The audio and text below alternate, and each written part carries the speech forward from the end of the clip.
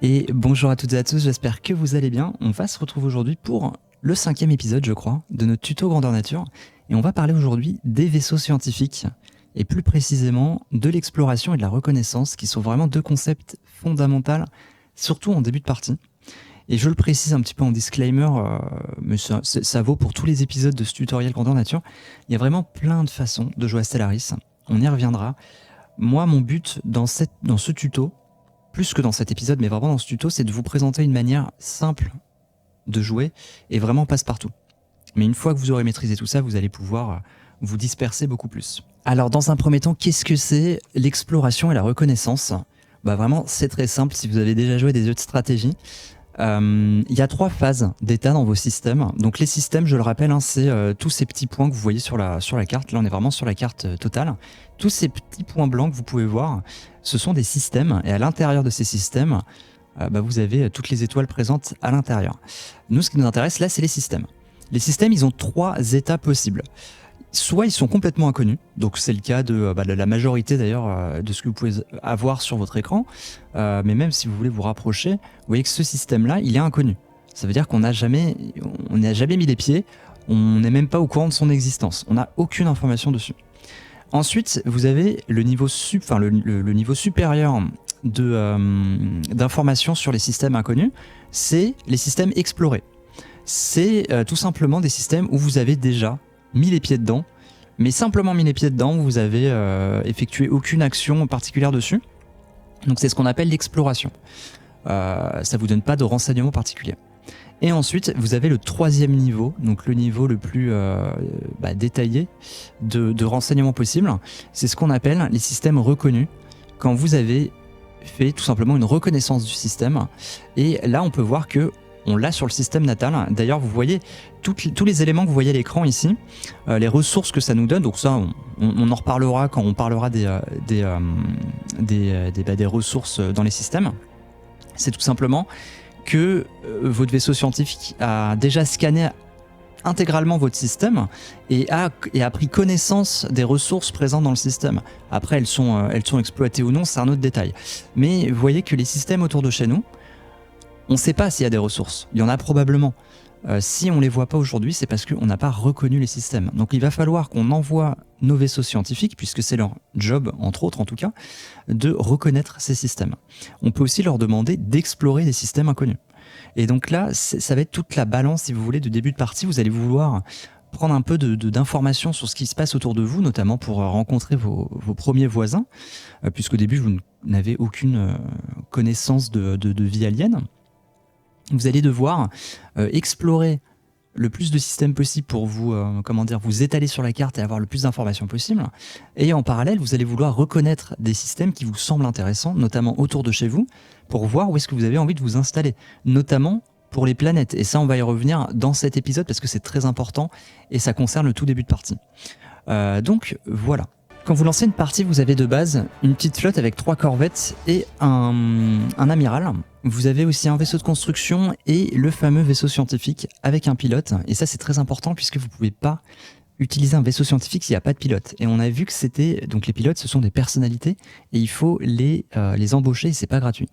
Moi, ce que je vous conseille, c'est d'utiliser 2 vaisseaux scientifiques pour commencer l'exploration en début de partie. On conseille généralement d'en avoir 3. Faites-en un 3e si vous vous sentez à l'aise, mais déjà 2 pour pas trop surcharger les actions à faire, ça sera déjà très bien. Donc à vous de voir.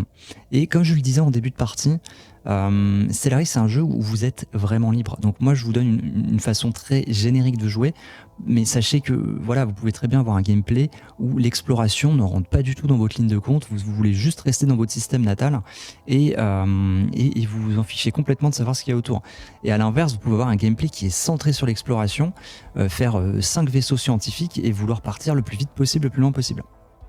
Parenthèse fermée. Nous, on va jouer entre les deux, tout simplement. Alors, le premier réflexe à avoir, déjà, on va utiliser le premier vaisseau qu'on a, puisque on n'a pas encore fait le 2e vaisseau. C'est si vous voyez des mondes habitables autour de chez vous, ce qui sera très probablement le cas, pas toujours, mais très probablement le cas. Donc là, on voit un monde potentiellement habitable, c'est ces planètes que vous voyez qui sont oranges. Alors, pourquoi elles sont oranges ? Elles sont oranges parce que on ne sait pas si elles sont habitables ou pas. Parce que justement, vous n'avez pas reconnu le système. On sait qu'il y a des planètes qui sont, comme c'est indiqué, potentiellement habitables, mais vous n'avez pas la réponse. Comment avoir cette réponse? Tout simplement, votre vaisseau, quand vous le sélectionnez, donc moi je vous conseille, au lieu de cliquer sur l'écran, sélectionnez-le directement sur l'interface ici, ça sera vous éviter de faire des bêtises. Donc là on a notre vaisseau scientifique. Quand vous faites un clic droit sur un système, vous avez plusieurs ordres possibles, alors vous pouvez juste le déplacer, et là on voit qu'on peut reconnaître le système, tout simplement parce qu'il n'est pas reconnu. Maintenant regardez, si on prend ce même vaisseau et on l'envoie ici, on a vu que le système était inconnu, là on a deux options possibles. Alors on peut pas aller là-bas, parce qu'on l'a pas déjà exploré. L'ordre d'aller là-bas, il est remplacé par explorer le système, pour qu'on puisse avoir une première information sur le système. C'est là d'ailleurs si on a une information s'il y a des planètes ou pas. Ou on peut reconnaître directement le système. Donc il fera les deux. Si vous voulez, il ira explorer et tout de suite après, il ira reconnaître le système. Nous, on voit qu'on a deux mondes habitables ici. Donc ça, alors bon, on a un monde mort. C'est un détail, c'est un peu spécifique, donc on partira du principe qu'on n'en a qu'un, mais c'est pas grave. Ce qu'on va faire, c'est qu'on va reconnaître ce système, donc clic droit, on va reconnaître ce système, et ce qui va se passer, c'est que notre vaisseau, il va aller là-bas, et il va scanner chacune des petites étoiles, planètes que vous pouvez voir, et une fois qu'il aura fait tout ça, le système sera reconnu. En attendant, on va mettre play, on va lancer le jeu tranquillement, le temps qu'il fasse ça, et je vais vous parler d'autre chose. Alors, le sujet que je vais aborder là tout de suite, c'est un sujet que je vais vraiment effleurer parce qu'on va en parler plus en détail dans d'autres vidéos, mais comme c'est une action que je suis obligé de faire maintenant, je préfère quand même vous l'expliquer. On va parler de la planète Terre, donc c'est notre capitale, c'est notre seule planète actuelle et c'est l'endroit qui va être, c'est là où vous allez générer le plus de ressources, en tout cas en début de partie. Donc je vais pas vous expliquer comment fonctionne une planète maintenant parce que vous avez bien compris que ça va être le sujet d'une vidéo, même de plusieurs vidéos. Je sais ce que j'ai en tête, mais ça vous le verrez par la suite. Là, ce que je vais faire, c'est que pour vous faire vraiment très brièvement le topo, on va avoir besoin de beaucoup de minéraux, parce que les minéraux vont nous servir entre autres en début de partie à construire des bâtiments. Et on va devoir construire pas mal de bâtiments au début.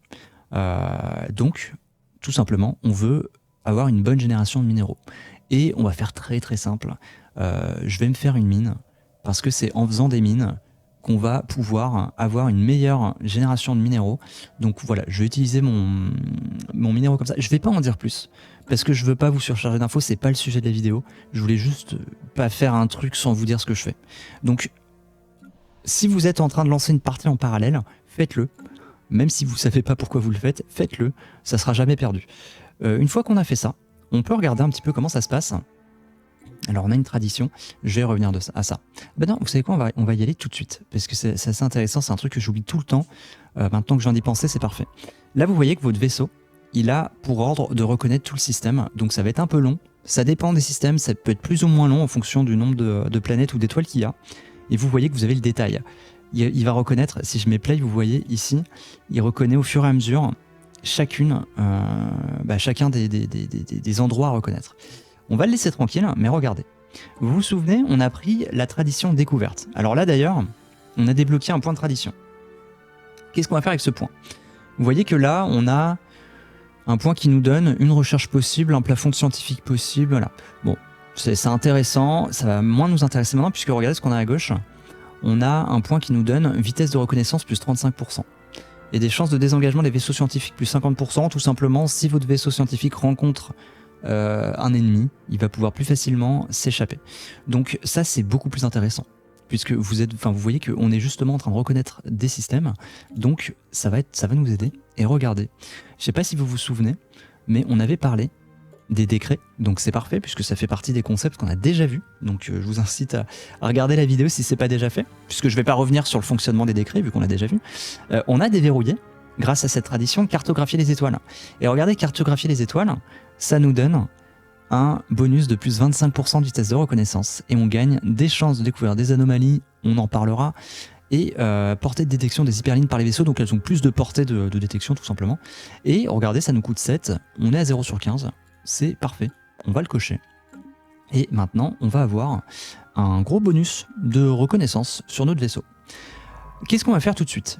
Eh ben, je vous ai parlé de faire un deuxième vaisseau un deuxième vaisseau scientifique. Eh ben, on va s'en occuper tout de suite. À droite, vous pouvez voir votre chantier spatial. Pareil, il y aura une vidéo sur le chantier spatial. Partez du principe que c'est ici que vous allez construire vos vaisseaux. Donc on va se rendre sur le chantier spatial. Donc on va pas parler de tous les onglets, tout ça. Nous, ce qui nous intéresse, c'est tout de suite aller sur l'onglet chantier et de se faire un vaisseau scientifique qui nous coûte 100 d'alliage. Ça tombe bien, on les a. Et c'est très rapide à faire, vous allez voir. On va mettre play. On va attendre le vaisseau scientifique tout simplement. Et en attendant, vous voyez qu'il y a la petite reconnaissance qui se fait. Et ça va être super. Et d'ailleurs, je vous spoil direct, le prochain épisode, on va parler de la colonisation de la première planète. Parce que c'est quelque chose que je conseille de faire le plus tôt possible dans la partie. Donc on va le faire début du prochain épisode. Et du coup, on parlera de ça. On parlera de ça ensemble. On a notre vaisseau scientifique, je vais mettre pause. Et regardez, ce vaisseau, par contre, il n'y a personne dedans. Et donc, je ne peux pas le... Alors si, je vous dis des bêtises, je peux le déplacer. Alors, il me semblait que je pouvais même pas le déplacer. Mais par contre, je ne peux rien faire avec. Vous voyez que je peux pas reconnaître le système. Et je peux pas aller dans les systèmes inconnus. Donc en fait, je peux juste me balader dans des systèmes que j'ai déjà explorés. Autant dire que ça ne sert pas à grand chose. Donc, votre vaisseau scientifique, avant même de le bouger, vous voulez recruter un scientifique. Ça tombe bien parce qu'on a déjà regardé un petit peu cette interface ensemble quand on a parlé des personnalités. Donc vous voyez que là, on n'a qu'un scientifique sur les trois scientifiques maximum possibles qu'on peut recruter, si on ne veut pas avoir de malus. Donc ça, c'est parfait. Et on a ce pool de scientifiques, donc on va les regarder ensemble. Vous voyez qu'on n'a pas encore l'unité pour les recruter.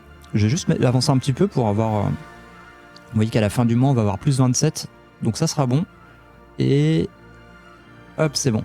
Alors, maintenant, vous voyez qu'on va pouvoir choisir un scientifique. Et ça va être intéressant puisque on va pouvoir les sélectionner par traits, puisque je vous avais parlé des traits.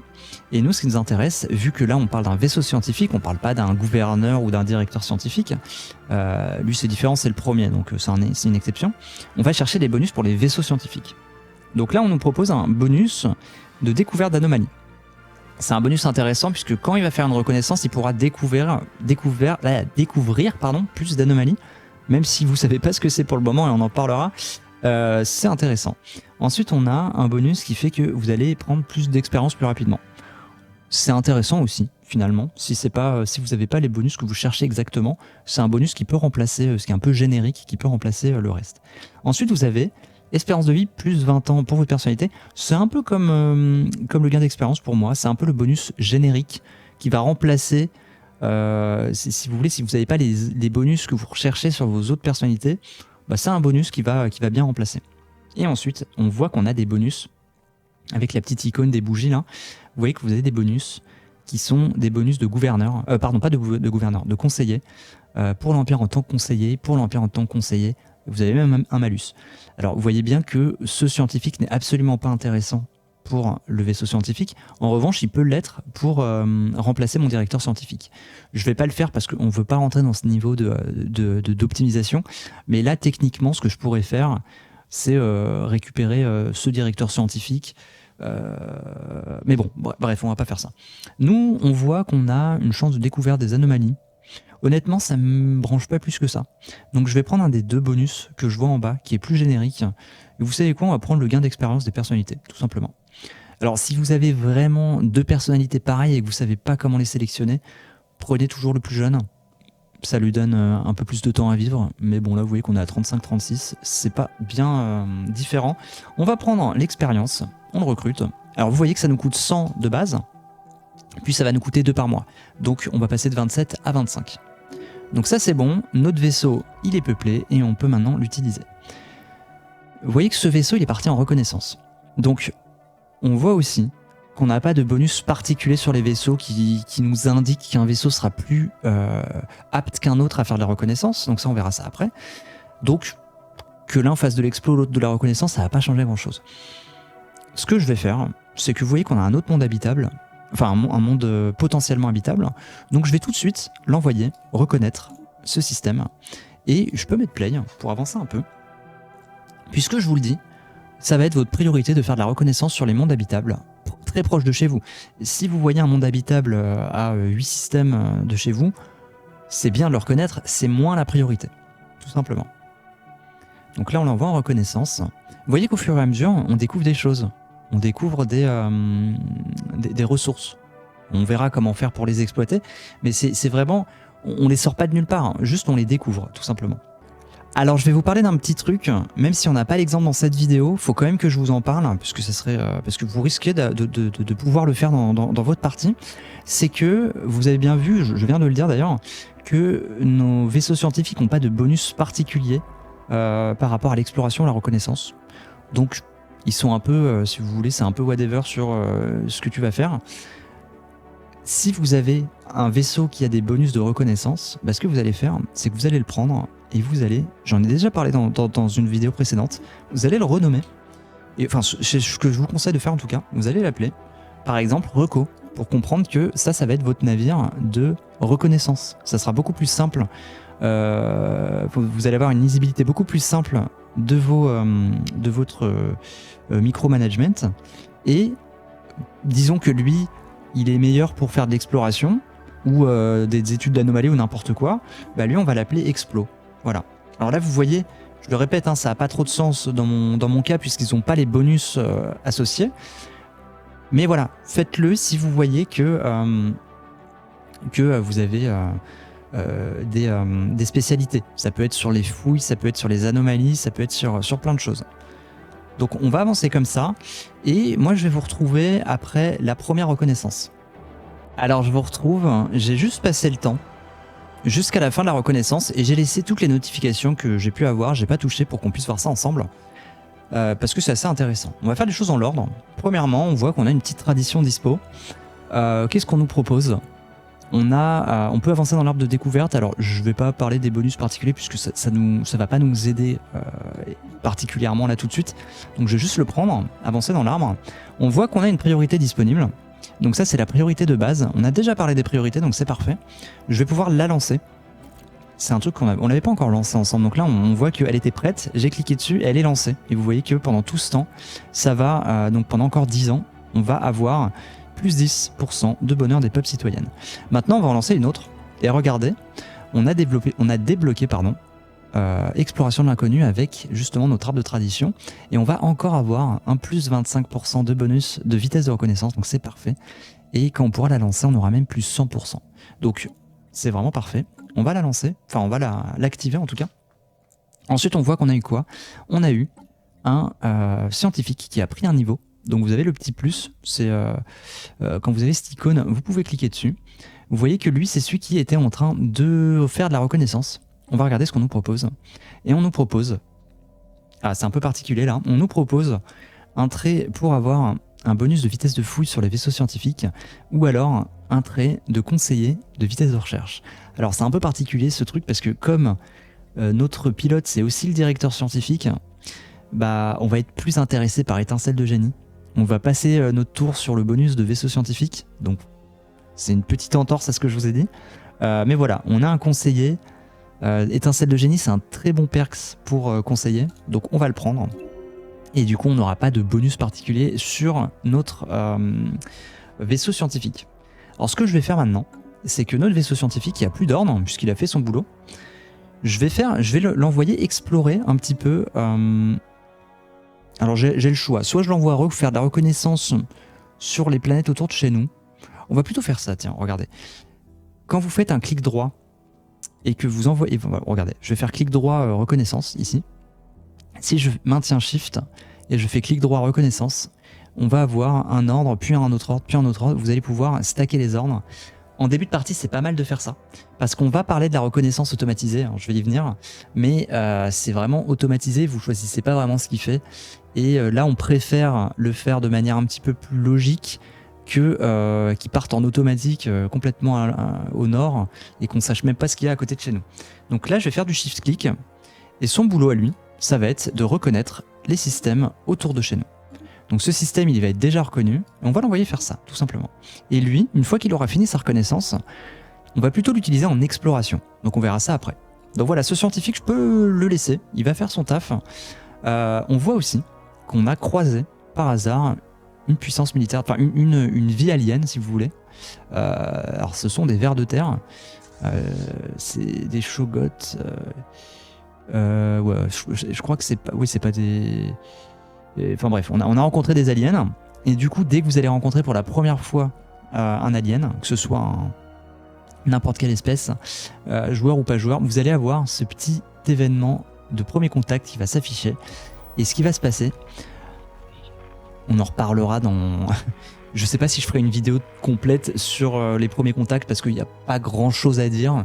Donc je vais essayer de faire assez concis et bon, peut-être qu'on en reparlera. Mais globalement, vous allez voir cette interface. Avec un petit texte sur le premier contact. Vous cliquez sur intéressant et là, ce qui va se passer, c'est pas fini. Fermez pas la croix, enfin fermez pas l'interface. Vous allez vouloir envoyer un émissaire. Donc c'est quelqu'un, vous en avez pas, vous voyez que vous en avez... vous voyez le nombre d'émissaires disponibles sur votre barre tout en haut. Nous, on en a 3 avec notre civilisation.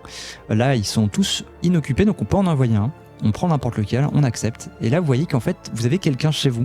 Son boulot, ça va être d'établir un premier contact avec cette civilisation. Il faut bien comprendre que vous ne parlez pas la même langue. Donc, avant que le contact se fasse et les échanges puissent être cordiales ou non, faut se comprendre. Et pour ça, ça peut prendre du temps. Donc maintenant, vous pouvez fermer. Et voilà, vous allez attendre. Et parfois, il y aura des petits événements et on reviendra dessus. Mais il faut que ça prenne son temps pour pouvoir avoir le contact. Mais c'est très intéressant de vite rencontrer le plus possible vos voisins et des nouveaux joueurs pour avoir ces événements et pouvoir directement créer ces liens, ces contacts, parce que ça va vous permettre de commencer à jouer autour de la diplomatie, tout simplement. Parce que quand vous commencez le jeu, il n'y a pas de diplomatie vu que vous êtes tout seul. D'ailleurs, vous pouvez voir, si on regarde l'arbre de victoire, on voit qu'il n'y a personne. Parce que on a rencontré personne. Donc on n'a pas d'informations sur nos voisins. Alors maintenant, ce que je vous conseille de faire, je vais partir du principe que si vous avez une partie en parallèle, vous avez reconnu votre première planète habitable. Et alors, il y a plein de choses à dire sur les planètes. Et vous avez peut-être déjà entendu parler des planètes spécialisées. On fera même on fera évidemment des focus sur les planètes spécialisées, comment faire des planètes bien optimisées. Au début, vous vous en fichez complètement.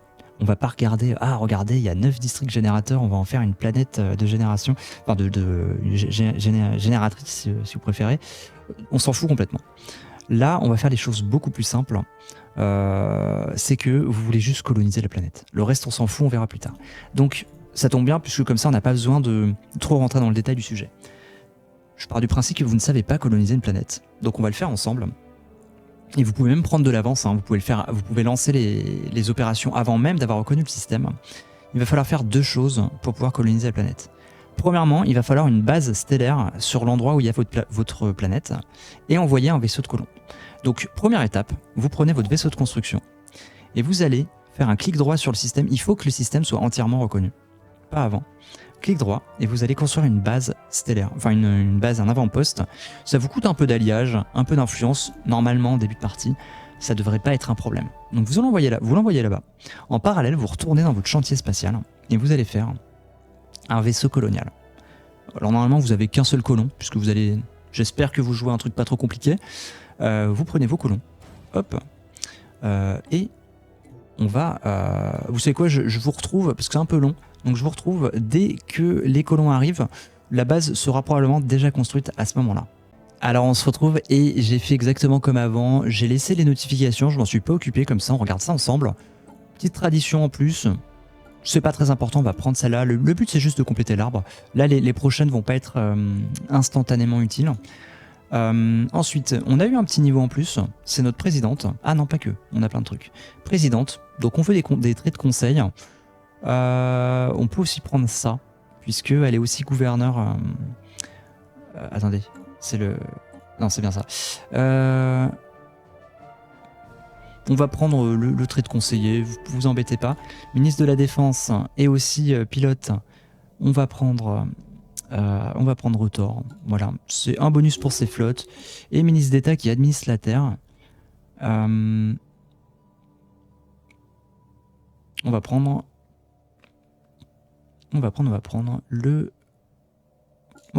adaptatif pour XP plus vite. Voilà, ça c'est fait. Ensuite, qu'est-ce qu'on a? Donc lui, il est en train de reconnaître comme prévu. Lui, il a fini sa reconnaissance. Donc vous savez quoi? On va l'envoyer en exploration. Pas trop loin. On va lui dire d'explorer là, là, là et aller là. Est-ce qu'on gride un petit peu? Non, on va juste faire ça. Allez, on va essayer de faire cette petite fourche. Donc on va faire ça, ça. Allez, on va juste faire ça. Et ensuite, dès qu'il aura fait ça, on le reprendra. On a notre vaisseau colonial. Et alors, votre vaisseau colonial, ça va être très simple. Vous le prenez. Enfin, avant de le prendre, vous vous rendez sûr. Il y a plein de façons de coloniser. Je vous montre une façon qui vous empêche de faire des bêtises parce que quand vous. Donc, rendez-vous sur le système où il y a la planète. C'est la planète verte. Vous voyez qu'on est à 90% d'adaptabilité. Oui, c'est de l'adaptabilité. Hein. De l'habitabilité, pardon. On va pas rentrer dans les détails. Si vous êtes à plus de 80%, si vous êtes dans le vert, allez-y, vous posez pas de questions. Après, quand on parlera des planètes, on rentrera dans les chiffres si ça vous intéresse. Donc vous voyez que quand vous cliquez dessus, vous pouvez coloniser comme ça, en cliquant là-dessus.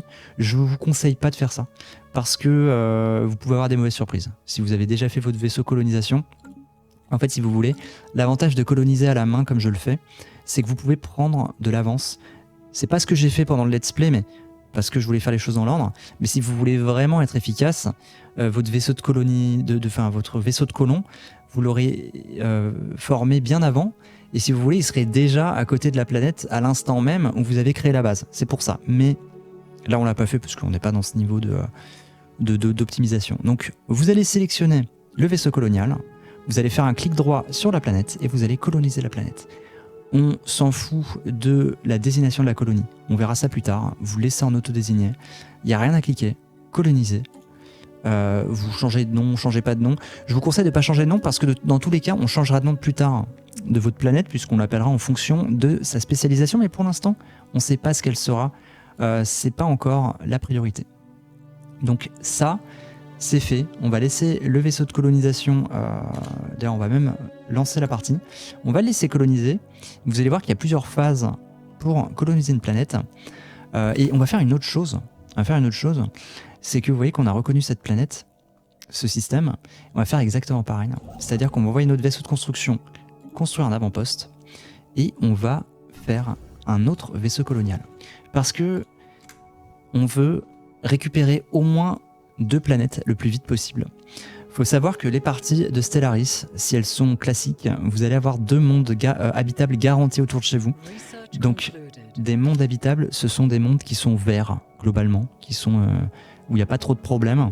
Vous en avez 2 qui sont garantis autour de chez vous. Donc, évidemment, nous, on les a trouvés. Et quand vous jouez sur le système Soleil-Lune, vous aurez toujours une planète habitable Alpha du Centaure et à Sirius. C'est un petit cheat si ça vous intéresse. Enfin, si vous voulez pas vous embêter.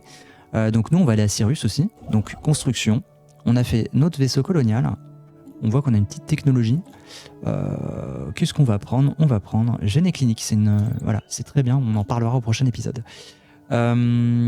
Et du coup, bah écoutez, je pense que je suis en train de réfléchir, mais honnêtement, je pense que j'ai pas envie de vous surcharger d'informations et de parler trop de colonies parce que c'est pas le sujet de la vidéo.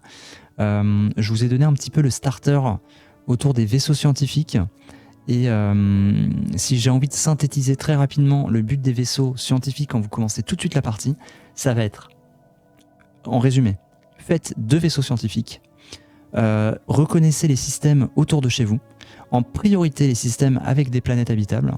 Dès que c'est fait, ou alors dès que vous avez reconnu les planètes habitables et que vous avez un vaisseau scientifique qui reconnaît autour de chez vous, envoyez l'autre vaisseau scientifique explorer aux alentours. L'envoyez pas trop loin.